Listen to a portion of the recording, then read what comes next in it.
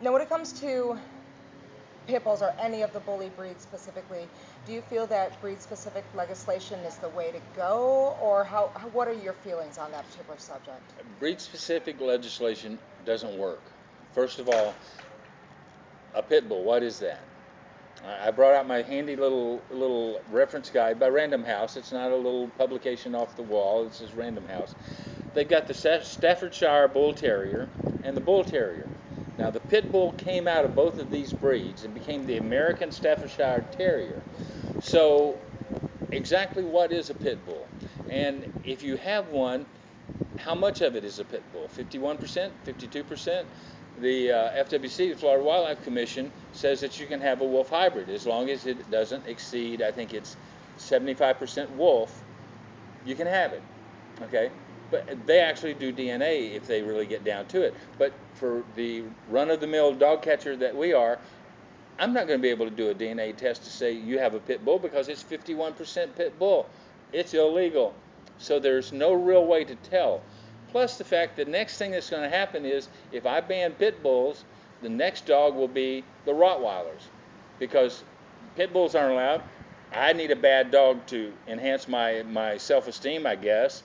So I'm going to go out and get me a big Rottweiler. Next thing you know, I've got a Rottweiler epidemic. And then when that gets banned, then and we go on and on and on from there. So they don't work. Miami-Dade tried it. They're the only county in the state that has the ban still in effect.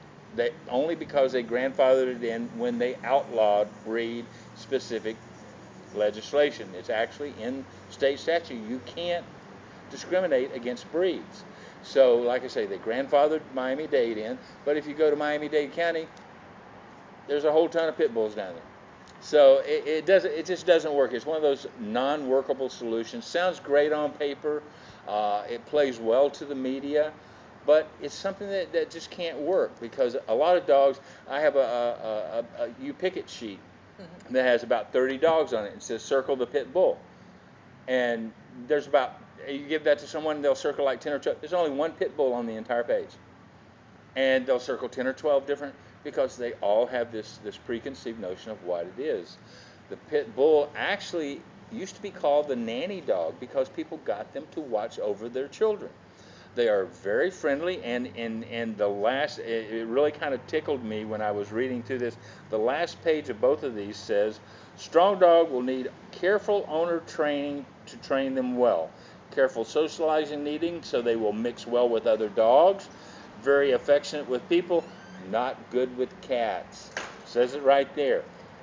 Bull Terrier. Athletic dog needs plenty of stimulation. You definitely can't leave him alone to his own devices or you won't have a home to come home to. Needs good early training. Not good with cats. Understand what you're buying when you're buying, folks. These people who run out and get a big dog of any type for protection are buying a gun and then not learning how to use it. They know how to load it. They know how to point it. They know how to make it go off, but they don't know how to clean it. They don't know how to make it safe. They don't know how to safely handle it. They'll get a big dog for whatever purpose they want a big dog for, and they don't learn all about the breed. The majority of pit bulls are sweethearts to people, but they will eat your cat in a heartbeat because it's just in their genes. They're genetically programmed to do the chase, the hunt, the seize type thing. And unless you train that dog from the beginning, you train that out of them. You say, no, that's not acceptable behavior. You're a pack leader. You're the adult. The smartest dog in the world is only as smart as a 2-year-old child. You have got to be able to outsmart a 2-year-old child. That's just bottom line. And you've got to be the leader of the pack. They have got to know that you are the dominant leader of the pack, and what you say goes. And there's no toleration for anyone breaking the rules of the pack. And if you do that, you end up with a great sweetheart of a dog. Half my staff have pit bulls. I mean, the dog is not a demon dog, but it does have certain characteristics that makes it bite a lot more news-making than if a Cocker Spaniel bit you. As a matter of fact, I think a Cocker Spaniel is like the second most leading dog bite dog in the world. And I think either a Pekingese or some other little purse dog is the first. So pit bulls rank way down there in the number of bites, but the devastation they do when they do bite makes the headline. And so that's where they are trained to bite and hold. That's what they're trained for. And so you've got to train them to release, not to bite in the first place, but you have got to have that safety valve, that release mechanism. I had a flat coat retriever. His job was to retrieve. To get attention, he would go into my daughter's room, grab a stuffed animal, and go running through the house growling with it in his mouth because he got the attention he was looking for. And to break him of the habit, we started ignoring it. Then he would lay down in the corner and lay the little stuffed animal down and kind of look all dejected and kind of downtrodden because it wasn't working for him.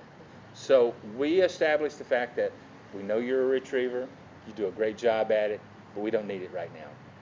Every once in a while we would go ahead and play the game with him. Hey, give me that back, and do a little chase thing.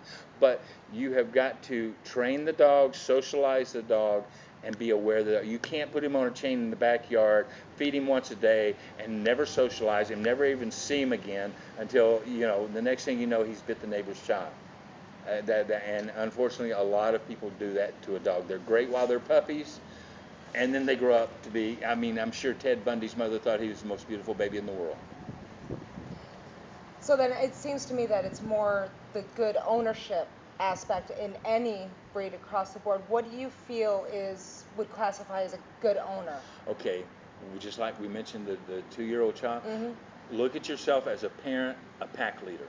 You are a parent and also a pack leader. You are a parent in so much as you need to provide nutrition, you need to provide medical care, you need to provide socialization, but you're a pack leader. You need to provide discipline, you need to provide order, you need to make sure that your authority is there. So it's a lot like being a parent. Being a good pet owner is not very far away from being a good parent. It's the same sort of thing. Kids and animals are like rubber balls. They'll bounce until they hit the ceiling. If you raise the ceiling, they'll keep bouncing until they hit the ceiling again. And if you continue to raise the ceiling on them, they'll continue to get away with it and go and go and go. So you have to establish the boundary. You have to tell them what is acceptable and what's not. You have to socialize them. One of the reasons you didn't bring your dog today, thank you, was because of the uniform. Those are things that dogs key on. The smallest of things. If you come to a doorway, you've got your dog on a leash, you come to a doorway, pull that leash up tight, make that dog sit, and you walk through the door first, and he walks through second. When you get ready to eat dinner, everybody else sits down, has their dinner, he gets his dinner last. He needs to know his place in the pack, and it's little things like that. Believe it or not, animals keep a little scorecard.